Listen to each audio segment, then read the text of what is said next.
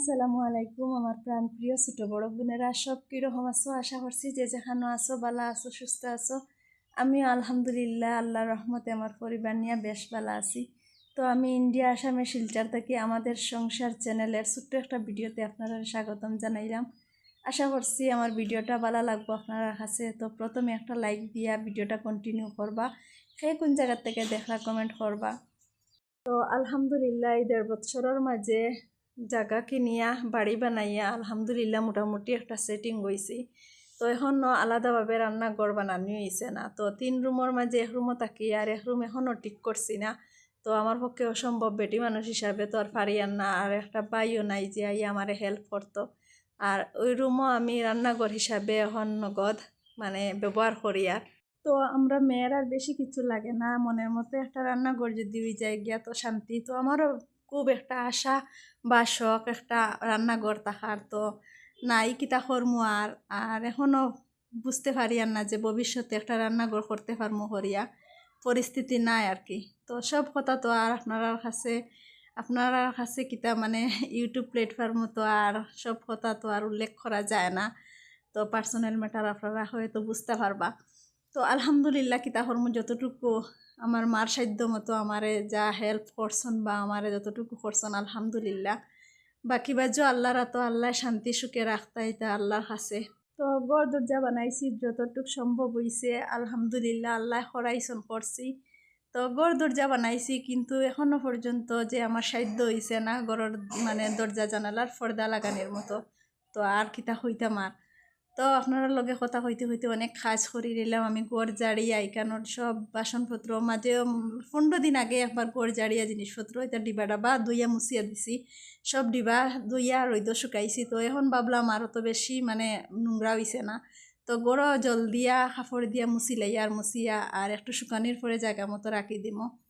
তো আজকের ভিডিওটা আমার মোটামুটি একটা লম্বা হয়ে গেছে গিয়া, যে অনেক দিন থেকে তো ভিডিও দিয়ার, তো সব ভিডিওর মধ্যে আজকের ভিডিওটা একটু লং হয়ে গেছে গিয়া। তো আপনারা ধৈর্য সহকারে দেখবা, আশা করছি আপনার কাছে ভালো লাগবো।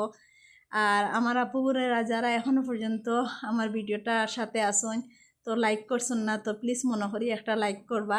আপনারা একটা লাইকে আমার বহুত মানে উপকার হয় আর কি, তো অনেকের কাছে আমার ভিডিওটা নিয়ে পৌঁছায়। তো এই আর কি।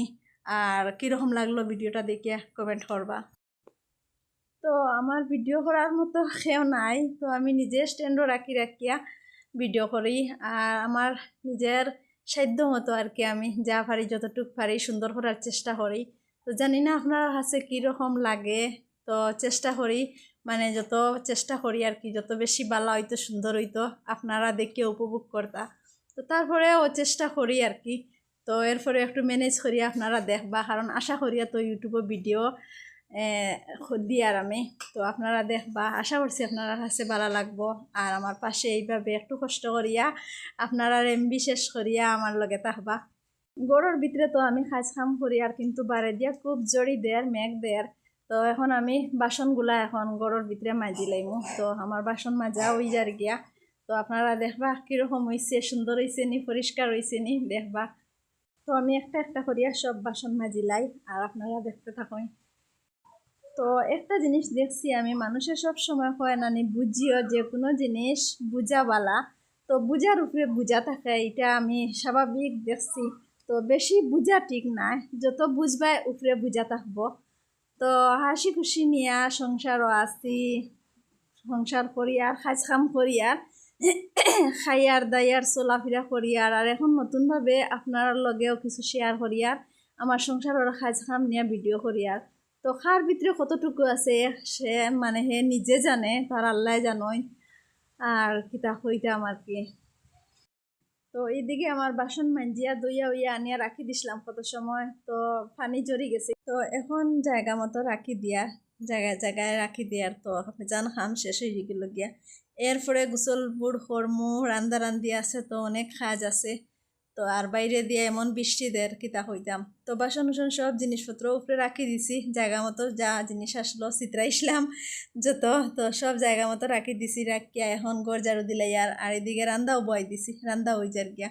তো সব কাম শেষ করি লইলে পরে গোসল করি লইমু।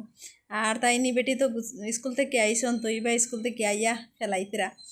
আর বাড়ি দিত মেঘ দের ফাঁকে দিয়া মেঘর পানিও লইলে ইয়ার। তো এখন কলসি দিয়ে পানি আনলাম, ড্রাম একটা আর বাকেট একটা আসলো, তো বড়ি লেছি এখন 2টা কলসি মানে খালি রয়ে গেছিলো গিয়া, তো 2টা কলসি পানি দিয়ে আনিয়া বড়িয়া রাখি দিলাম। তো এখন ঘর ঝাড়ু দিলে ইলে মোটামুটি একটা কাজ শেষ হয়ে যাব গিয়া। পরে আছে বাইরে দিয়েও আরও বেজান কাজ আছে। তো ঘরের কাজ শেষ হয়ে গেল গিয়া, পরে একটা চিন্তায় গেলাম গিয়া ফাঁকা দিয়ে রান্ধিও লাইছি। তো ঘর ঝাড়ু দিলাই দিয়া আর বারে দিবার হইয়া গিয়া দেখি কিছু কাজ করা যায়নি, বেশিরভাগ হয়ে গেছে গিয়া প্রবলেম মাটি নাই। তো কিছু সবজি লাগাইতাম আসলাম আমার ছোটো বাগানের মাঝে, মাটি নাই, তো আর ডেইলি গিয়ে একবার দেখি আর কিছু করতে পারি না, মানে সাহস পাই না বলতে মাটি নাই। এখন খার জায়গার থেকে মাটি আনতাম কিতা করমু, তো মাটি নাই যার কারণে বেশি প্রবলেম হয়ে গেছে। নাইলে আমার খুব শখ, আমি মানে সবসময় বাড়িত গাছপালা লাগাইতাম, সবজি লাগাইতাম, আমার বেশি শখ। তো আর কিতা করমু, আর দেখি সামনের বছর যদি আল্লাহ যদি পারি, আল্লাহ যদি দেন তে মাটি ফেলাইবার একটা ব্যবস্থা করমু।